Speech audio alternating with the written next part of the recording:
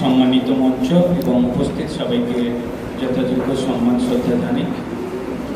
যে বর্গগীত দিয়ে আমি শুরু করেছিলাম, লোক শক্তি রাষ্ট্র শক্তি হ্যায়, সংকল্পিত হো বাড়ে চলে, সামূহিকতা সমরসতালে রামনগর হাম চলে চলে।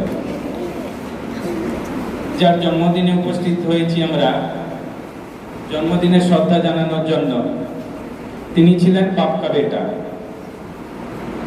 বাপের মতো বেটা। বাপ ছিলেন বাংলার বাঘ,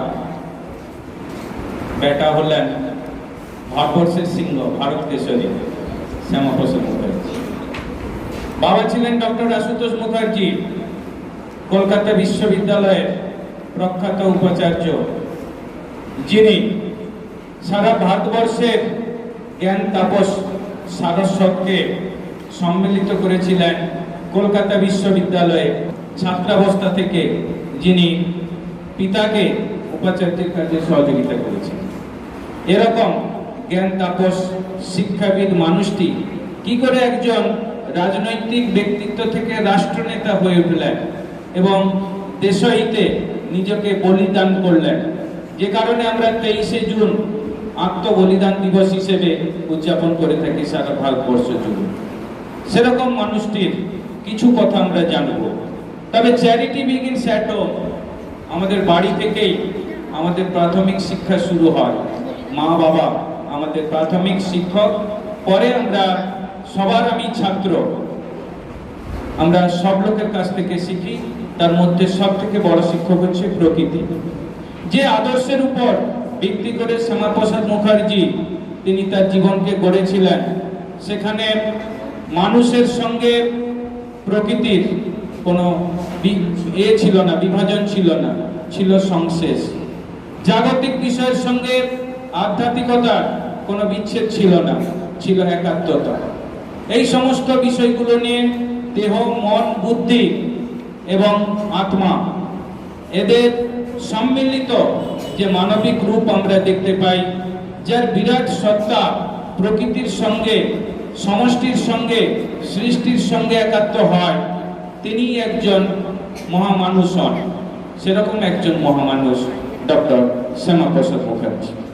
যে আদর্শের উপর ভিত্তি করে তিনি তার কর্মজীবন সম্পাদন করেছেন সেটি আমি বলবো। তবে তার আগে তিনি ডায়েরিতে একটি কথা উল্লেখ করেছিলেন, মাই টেন্ডেন্সিজ lay in the sphere of education administration and I did not feel attracted by the noisy and dusty career of a politician. তিনি একজন শিক্ষা প্রশাসক হতে চেয়েছিলেন, রাজনীতিবিদ হতে চাননি। কেন? 1929 খ্রিস্টাব্দে বিধান পরিষদে তিনি ক্যালকাটা ইউনিভার্সিটি থেকে নির্বাচিত হয়েছিলেন। আমরা যদি একটু পিছিয়ে যাই দেখব, 21 বছর বয়সে আইএ পাস করার পর তিনি কিন্তু বিবাহ করেছিলেন সুধাবালা। তিনি যখন বিবাহ করছেন সেই সময় তার বাবার দ্বিতীয়বার কলকাতা বিশ্ববিদ্যালয়ের উপাচার্য হিসেবে কর্মকাল চলছে। প্রথমে 1906 থেকে 1914, তারপর 1921 থেকে 1923। 1924-এ কলকাতা বিশ্ববিদ্যালয়ের সনেটে তিনি নির্বাচিত হলেন। সেখান থেকেই বোধহয় শুরু হলো শিক্ষা প্রশাসক হিসেবে আনুষ্ঠানিকভাবে কাজ শুরু। তার জীবন দর্শন যে নীতির উপর দাঁড়িয়েছিল,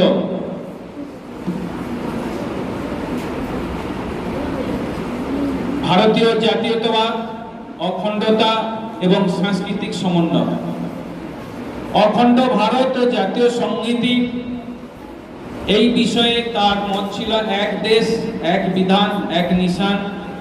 সাংস্কৃতিক জাতীয়তাবাদ, হিন্দুত্ব, স্বাধিকার, শক্তিশালী পররাষ্ট্রনীতি এবং স্বনির্ভর অর্থনীতি, যার উপর ভিত্তি করে পরবর্তীকালে তিনি যখন জনসংঘ স্থাপন করছেন 1951 সালে 21শে অক্টোবর, তখন যে পঞ্চনিষ্ঠা, যার উপর ভিত্তি করে তার রাজনৈতিক দর্শন এবং চিন্তন, জাতীয়তাবাদ ও জাতীয় সংহতি, গণতন্ত্র, শোষণমুক্ত ন্যায়সঙ্গত সমাজ প্রতিষ্ঠা, ইতিবাচক ধর্মনিরপেক্ষতা, সর্বধর্ম সমভাব, মূল্যবোধ ভিত্তিক রাজনীতি, অর্থনীতি ও রাজনৈতিক বিকেন্দ্রীকরণ, এই পঞ্চনিষ্ঠার উপর ভিত্তি করে তার রাজনৈতিক জীবন প্রবাহিত হয়েছে। তাহলে 1929 খ্রিস্টাব্দে তিনি যখন বিধান পরিষদে নির্বাচিত হলেন, তারপরেই তখন যারা নেতৃত্ব ছিলেন তাদের সঙ্গেও খটোমটো হলো। 1930 সালে তিনি সেখান থেকে পদত্যাগ করলেন, আবার ওই কেন্দ্র থেকে নির্দল প্রার্থী হিসেবে জয়লাভ করলে তিনি ফিরে এলেন।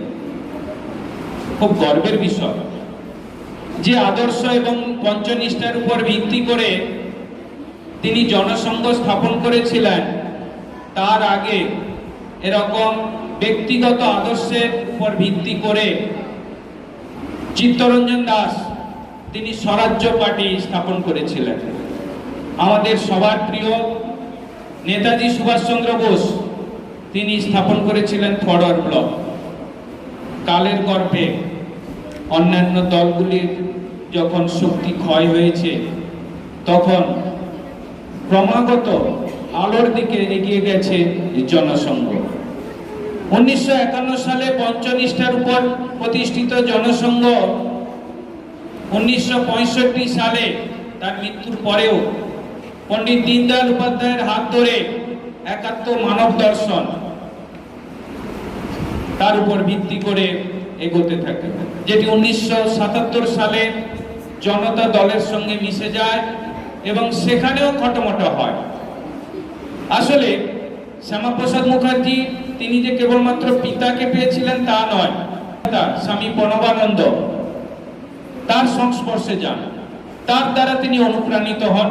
যদিও এখন বর্তমান সময়কালে অনুপ্রাণিত হওয়া শব্দটা বেশ খটোমটো, তাহলেও তিনি অনুপ্রাণিত হয়ে সেই সময়ে সাভারকারের সংস্পর্শে আসেন এবং তার আদর্শে তিনি যে ভারতীয় আমাদের হিন্দু মহাসভা আছে তার সঙ্গে যুক্ত হন। তৎকালীন কংগ্রেস, মুসলিম লীগ এবং ভারতীয় প্রজা পার্টি, কৃষক প্রজা পার্টি, তারা কিন্তু এই শ্যামাপ্রসাদ মুখার্জিকে সাম্প্রদায়িক তকমা দিয়ে দিয়েছিল। কারণ তিনি জানেন তিনি হিন্দুদের জন্য লড়াই করছিলেন। কিন্তু কেন তিনি হিন্দুদের জন্য লড়াই করতে গেলেন? প্রথমে শরৎ বসুকে পাশে পেলেও পরবর্তীকালে তিনি পাননি। এই পশ্চিমবঙ্গ গঠনের সময় তিনি ডক্টর শ্যামাপ্রসাদ মুখার্জি নেহরুকে করেছিলেন, চ্যালেঞ্জ করেছিলেন যে যখন ভারতবর্ষ ভেঙে পাকিস্তান তৈরি করছো তোমরা, আমি পাকিস্তানকে ভেঙে পশ্চিমবঙ্গ সৃষ্টি করেছি। এরকম একজন মানুষ। তাহলে তিনি কিন্তু সাম্প্রদায়িক ছিলেন না, তিনি ছিলেন প্রথমে শিক্ষাবিদ, তারপরে ছিলেন বিজ্ঞানের প্রতি তার আকুণ্ঠ ভালোবাসা এবং বিজ্ঞানে দেশকে এগিয়ে নিয়ে যাওয়ার জন্য। আমি যে ভারতীয় সংস্কৃতি যার উপর ভিত্তি করে, ভারতীয় দর্শন যার উপর ভিত্তি করে আমরা প্রাচ্য রাষ্ট্রগুলোর মধ্যে ভারতবর্ষ বিশ্বগুরু হয়েছি, যেটি স্বামী বিবেকানন্দ চিকাগোতে গিয়ে বিশ্ব হিন্দু মহাসম্মেলনে প্রমাণ করে দিয়েছিলেন যে সনাতন ধর্ম হচ্ছে বিশ্বের শ্রেষ্ঠ ধর্ম, তারই উত্তরসূরি ছিলেন ডক্টর শ্যামাপ্রসাদ মুখার্জি। ভারতীয় দর্শন, তার যে সাংস্কৃতিক জাতীয়তাবাদ, সেটাকে তিনি মনে প্রাণে বিশ্বাস করতেন। তাই তিনি হয়ে উঠেছিলেন জাতীয়তাবাদী একজন নেতা। আমরা যে প্রদেশ থেকে বিলংস করি, আমাদের মধ্যে সেই প্রদেশের প্রতি দুর্বলতা ভীষণভাবে কাজ করে। কিন্তু ডক্টর শ্যামাপ্রসাদ মুখার্জির মাথায় ছিল দেশ দেশ দেশ, ভারতবর্ষ। ভারতবর্ষ শুধু খালি শ্যামাপ্রসাদ মুখার্জির হাত ধরে যে আমরা ভারতবর্ষের কথা ভাবছি সেটা নয়। প্রায় 5000 বছরের অতীত যে গৌরব রয়েছে, ভারতবর্ষের যে প্রাচীন সভ্যতা রয়েছে, হরপ্পা মহেঞ্জোদারো সভ্যতার আগেও যে সভ্যতা, বৈদিক সময়কাল থেকে যে ভারতবর্ষ আমরা চিন্তা করে এসেছি, সেই ভারতবর্ষকে যখন যুগে যুগে ঔপনিবেশিক যুগে যুগে যখন বিভিন্ন জাতি শোষণ করে করছে, তখন কিন্তু ভারতীয় দর্শন সেটা চোখে আঙুল দিয়ে দেখিয়ে দিচ্ছে শুধু খালি এখানে ওই ধর্ম বা আধ্যাত্মিকতার বিষয় নয়, এখানে বিজ্ঞানে ভারতবর্ষের অতীত গৌরব আছে। চরক, সুশ্রুত, নাগার্জুন থেকে শুরু করে আর্যভট্ট থেকে শুরু করে আমাদের যে ঐতিহাসিক যে সমস্ত বিজ্ঞানী ছিল যারা সারা বিশ্বকে বিজ্ঞানের বিভিন্ন উপহার দিয়ে গেছে, সেইগুলোর কথা কিন্তু তিনি করতেন, ভীষণভাবে মানতেন। যে কারণে খড়গপুর আইআইটি প্রতিষ্ঠার সময়কালে তিনি কিন্তু ভীষণভাবে সহযোগিতা করেছিলেন এবং তার উদ্বোধন করেছিলেন ডক্টর শ্যামাপ্রসাদ মুখার্জি।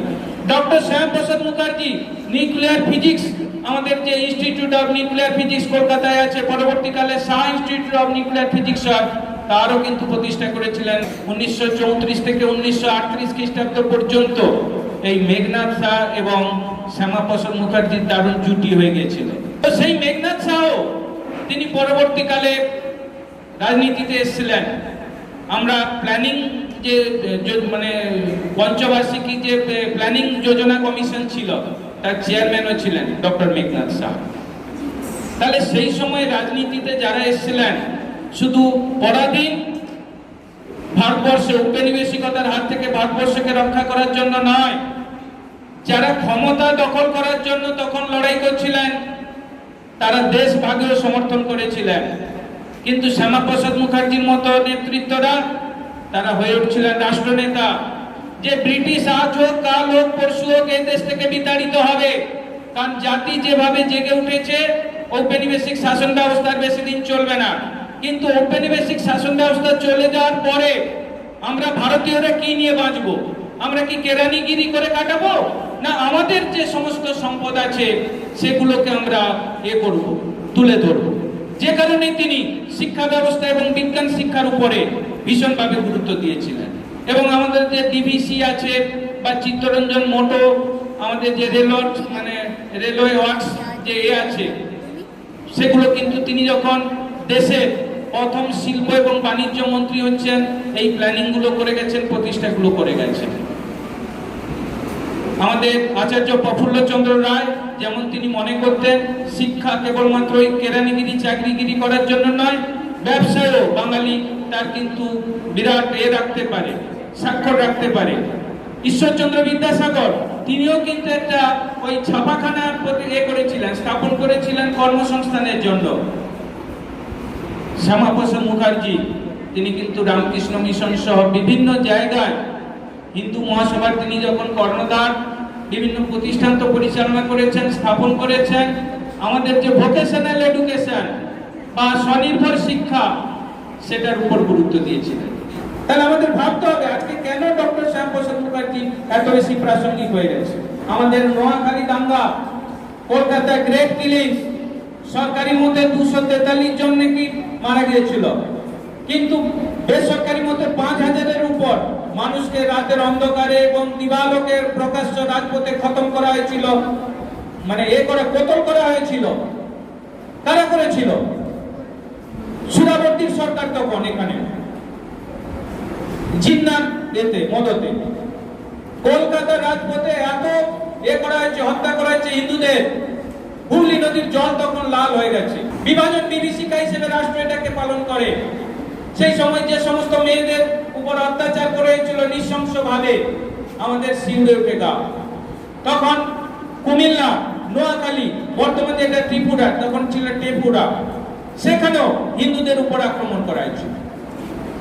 যখন আমাদের নেহেরু লিয়াকত যে চুক্তিটা হয়েছিল, ভারতবর্ষ স্বাধীন হওয়ার পর উভয় দেশে যে সমস্ত সংখ্যালঘু মানুষজন নিপীড়িত হচ্ছে, তাদের সঠিক পুনর্বাসন নীতি সেটা যখন করার কথা ছিল, হিন্দু আমাদের ওই চুক্তিতে সেটাকে দায়ভার করে নিল, ছেড়ে নিল। যে কারণে তিনি মন্ত্রিসভা থেকে পদত্যাগ করলেন এবং তিনি সঠিক পুনর্বাসন চাইছিলেন। সেই সঠিক পুনর্বাসনের বর্তমান রূপ হচ্ছে সিএএ, নাগরিকত্ব আইন, যেটা ভারত সরকার পাস করেছে। যেমন 370 ধারা 2019 সালে কাশ্মীর থেকে উঠেছে। যে অখণ্ড ভারতের স্বপ্ন ডক্টর শ্যামাপ্রসাদ মুখার্জি দেখেছিলেন, যে অখণ্ড ভারতের প্রথম প্রধানমন্ত্রী হিসেবে নেতাজি সুভাষচন্দ্র বসুকে আমাদের কেন্দ্রীয় সরকার করেছেন, ঘোষণা করেছেন। সেই অখণ্ড ভারতের জন্য তিনি যখন কাশ্মীরে গেছেন, তাদের ওই আলাদা সংবিধান, আলাদা আইন আলাদা পতাকা, ভারতবর্ষ থেকে সব রসদ নেবে, কিন্তু ভারতবর্ষের তারা কোনো নিয়ম মানবে না। তিনি কিন্তু গিয়েছিলেন যে না, এটা চলতে পারে না, এক দেশ এক বিধান এক নিশান, এটা মানতে হবে। সেখানে এখনো পর্যন্ত দ্বিমত আছে, তাকে সরকারি রাষ্ট্রীয় মদতে তাকে মেরে ফেলা হয়েছিল। কারণ একদিন আগে পর্যন্ত যিনি সুস্থ ছিলেন, আমাদের ভারতরত্ন প্রাক্তন প্রধানমন্ত্রী অটল বিহারী বাজপেয়ীকে নিয়ে তিনি গিয়েছিলেন, তাকে অটল বিহারী বাজপেয়ীকে সেখান থেকে পাঠিয়ে দিয়েছিলেন ফেরত, যে দেশের বড় কাজ তোমাকে করতে হবে, তুমি যাও, আমার প্রাণ যেন যায় সত্য প্রতিষ্ঠা করার জন্য। যে সত্য প্রতিষ্ঠা করার জন্য যার প্রাণ যাবে তিনি সত্যি সত্যি দেশসেবক। তিনি সেটা নিজের জীবন দিয়ে প্রমাণ করে দিয়েছিলেন 1953 সালে 23শে জুন। তারপর কিন্তু তার রেস ধরে আজকে 370 ধারা বিলুপ্ত হয়েছে। আজকে আমাদের ভারতবর্ষ যে কেন্দ্রীয় সরকার রয়েছে তারা কিন্তু সিএ আইন লাগু করে দিয়েছে। আমরা গত 1.5-2 বছর ধরে আমাদের পার্শ্ববর্তী রাষ্ট্র বাংলাদেশ, যেটা ভারতবর্ষের গর্ভ থেকে সৃষ্টি হয়েছে 1947 সালের 14ই আগস্ট পাকিস্তান হিসেবে বা পূর্ব পাকিস্তান হিসেবে, যেটি পরবর্তীকালে পাকিস্তান ভেঙে আমাদের বাংলাদেশ হয়েছে, সেই বাংলাদেশে হিন্দু নিধন যজ্ঞ চলছে। সেখানে সংখ্যালঘু মানুষদের উপর ভীষণভাবে আক্রমণ করা হচ্ছে। ধর্মীয় ভাবে সেখানকার হিন্দুদের যে দেবদেবী বা পুত্তলিকা আছে সেগুলোকে নষ্ট করা হয়েছে। তারই প্রতিবাদে এই পশ্চিমবাংলার জনগণ তারা আবার জাগরিত হয়েছিল। শ্যামাপ্রসাদ মুখার্জি সে কারণেই আজকে আমাদের কাছে অনেক বেশি প্রাসঙ্গিক। সেখানে বাংলাদেশে হিন্দুদের উপর যে আক্রমণ হয়েছে, আমরা পশ্চিমবঙ্গবাসী হিসেবে সেটাকে ভীষণ আতঙ্কের সঙ্গে দেখেছি। কারণ যে দ্বিজাতি তত্ত্বের উপর ভিত্তি করে পাঞ্জাব প্রদেশ এবং পশ্চিমবঙ্গ এই দুটি প্রদেশের সৃষ্টি হয়েছিল, তার মধ্যে সব থেকে বেশি কষ্ট পেয়েছে বাঙালি জাতি। কারণ পাঞ্জাবের যে অংশটি আমাদের মধ্যে থেকে গেছে আর যেটি পাকিস্তানের মধ্যে গেছে, তাদের মধ্যে সংস্কৃতির কিছুটা ব্যবধান ছিল, কিন্তু যে আমাদের বাঙালি জাতি যারা থেকে গেছে বাংলাদেশে বা যারা থেকে গেছে পশ্চিমবঙ্গে, তাদের মধ্যে সাংস্কৃতিক জাতীয়তাবোধ ছিল। কিন্তু সেই বুক চিরে, বাংলা মায়ের বুক চিরে যখন বাংলাদেশ তৈরি হয়েছিল, তখন ডক্টর শ্যামাপ্রসাদ মুখার্জির সঙ্গে জ্যোতি বসু থেকে শুরু করে মতুয়া মহাসম্প্রদায়ের যিনি প্রধান ছিলেন, তারা সবাই দাঁড়িয়েছিলেন এবং বিধানসভায় ভোট দিয়েছিলেন। ভোট দিয়ে পশ্চিমবঙ্গ কিন্তু আমাদের কাছে থেকে গেছে। সেই পশ্চিমবঙ্গকে আর আমরা বিভাজিত হতে দিতে চাই না। আমাদের 7 সিস্টার্স রয়েছে, আমাদের একটি জায়গা রয়েছে যেটা ওই 18 কিলোমিটার মতো বোধহয় চওড়া, খুব ভুল না হলে, যেটার ওপারে আছে ভুটান, এপাশে আছে বাংলাদেশ, ওপারে আছে সিকিম এবং চায়না যে গ্রুপ, তারা কিন্তু বারবার চেষ্টা করেছে ওই অংশটিকে খণ্ডিত করে দিয়ে আমাদের উত্তর পূর্ব দিকের যে সমস্ত এগুলো আছে, রাজ্যগুলো আছে, তাকে ভারত থেকে বিচ্যুত করে দেওয়ার জন্য। আমরা বাঙালি জাতি আমাদের দেশ স্বাধীন করার জন্য যেমন অতীত সংগ্রামের লড়াই রয়েছে, সেরকম দেশ রক্ষা করার জন্য আমাদেরও সেই লড়াই রয়েছে। আমরা যে দেবভূমিতে বসে আছি, এখানকার 2 জন শহীদ আমাদের পাশে, শ্যামাচরণ মাইতি এবং কেদারনাথ মাইতি, 1942 সালে 29শে সেপ্টেম্বর থানা ভাঙা আন্দোলনে তারাও বলি হয়েছিল। এই শ্যামাপ্রসাদ তার আত্মবলিদান করে এরকম বহু মানুষকে তারা কিন্তু দেশে তৈরি করে দিয়ে গেছেন।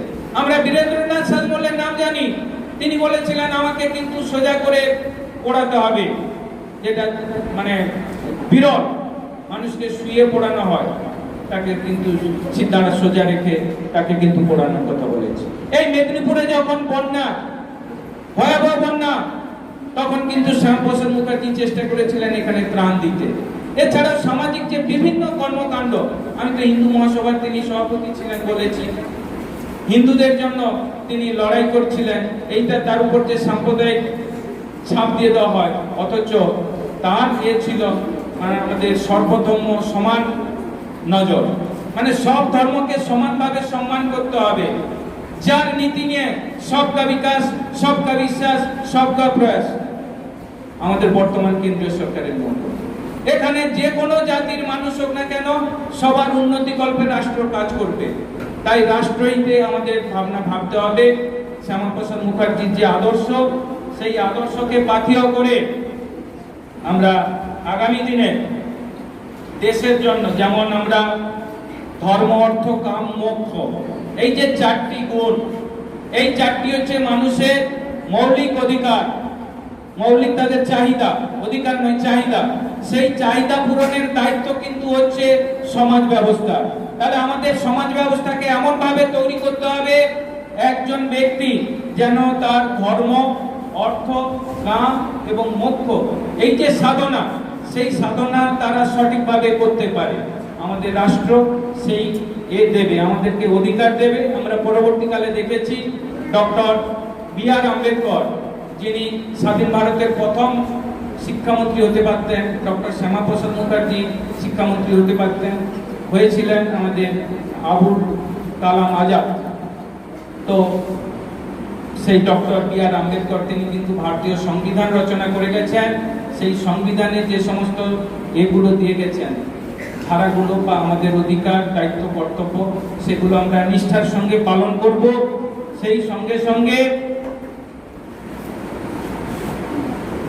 আমাদের রাষ্ট্রনেতা শ্যামাপ্রসাদ মুখার্জি তিনি যে চিন্তন দিয়ে গেছেন, আগামী প্রজন্মের জন্য আমরা সুকর্মে ব্রতী হব। এবং আমি অন্য জায়গায় বলে থাকি, স্বামী বিবেকানন্দের যে আদর্শ ছিল, যে আদর্শকে পাথেয় করে পরবর্তীকালে জনসংঘ এবং তার পরবর্তীকালে এখন কিছু রাজনৈতিক দল তারা আছে, আদর্শ বা নীতি যদি আমরা চ্যুত হই, ব্যক্তি স্বার্থে যদি কাজ করি, সমষ্টি থেকে যদি আমরা দূরে সরে যাই, তাহলে কখনো আমরা ভালো মানুষ হতে পারবো না, বা আমরা যাকে মহাপুরুষ বলি সেইটা হতে পারবো না। তাই আজকের যে সমস্ত ছাত্রছাত্রী শিক্ষা গ্রহণ করছো, তোমরা পরবর্তী জীবনে তোমরা হয়তো রাষ্ট্রনেতা হবে, কেউ বিজ্ঞানী হবে, কেউ শিক্ষক হবে, কেউ হবে আমাদের পুলিশ প্রশাসনে যাবে। যে ক্ষেত্রেই যাও না কেন, দেশমাতৃকার জন্য আমরা বলি প্রদত্ত জন্ম হইতে স্বামী বিবেকানন্দের যে আহ্বান, সেটাকে মাথায় রাখবে। সেইটুকু আহ্বান, আবেদন আমি তোমাদের কাছে রাখবো। এবং সাংস্কৃতিক জাতীয়তাবোধের যে সারা ভারতবর্ষ জুড়ে বা ভারতবর্ষের বাইরেও এখন আমরা প্রধানমন্ত্রী গেলে শুনতে পাই, ভারত মাতা কি জয়, ভারত মাতা কি জয়। এটা কি? সাংস্কৃতিক জাতীয়তাবোধের সারমর্ম। বন্দে মাতরম। বিপ্লবীরা যখনই বিপদে পড়েছে, যখনই নিজে দুর্বল হয়ে গেছে, নিজেকে জাগিয়ে তোলার জন্য একটাই আহ্বান ছিল, বন্দে মাতরম। আমরা শহীদ ক্ষুদিরাম থেকে শুরু করে মাতঙ্গিনী থেকে শুরু করে যে কোনো বিপ্লবীদের মুখে এটা শুনতাম। সারা ভারতবর্ষের যে কোনো প্রান্তরে যাও না কেন, এই ধ্বনি আমাদের জানিয়ে দেয় আমরা ভারতীয়। এই আহ্বান আমাদের ভারতীয় সাংস্কৃতিক জাতীয়তাবাদ এবং এই দেশে যে জাতীয় চেতনার বিবর্তন প্রাচীনকাল থেকে, বিশেষত আমরা বৈদিক সময়কাল থেকে যদি দেখে থাকি, সেটিকে আমাদের বয়ে নিয়ে যেতে হবে। একাত্ম মানব দর্শনের যে দিশা আমাদের দিয়ে গেছেন, যে ব্যক্তি সমষ্টি, সৃষ্টি ও মহাজাগতিক সত্তার সঙ্গে একাত্মতা অনুভব করবেন, তিনি বিশ্বজনীন সত্তা। তাই দেহ, মন, বুদ্ধি এবং আমাদের আত্মা, ব্যক্তির সঙ্গে সমাজের সমন্বয়, মানুষ ও প্রকৃতির সমন্বয়, জাগতিক ও আধ্যাত্মিক সমন্বয়, সেই সঙ্গে সঙ্গে বস্তুবাদের সঙ্গে আধ্যাত্মবাদের সিনথেসিস ঘটিয়ে একজন পরিপূর্ণ মানুষ হিসেবে আমরা নিজেদেরকে প্রতিষ্ঠিত করব। তবেই ডক্টর শ্যামাপ্রসাদ মুখার্জির যে আত্মবলিদান সেটাই সার্থক হবে, তবেই ডক্টর শ্যামাপ্রসাদ মুখার্জির যে জন্মদিন পালন সেটাই সার্থক হবে। সবাই ভালো থাকবেন। জয় হিন্দ, বন্দে মাতরম, ভারত মাতা কি জয়।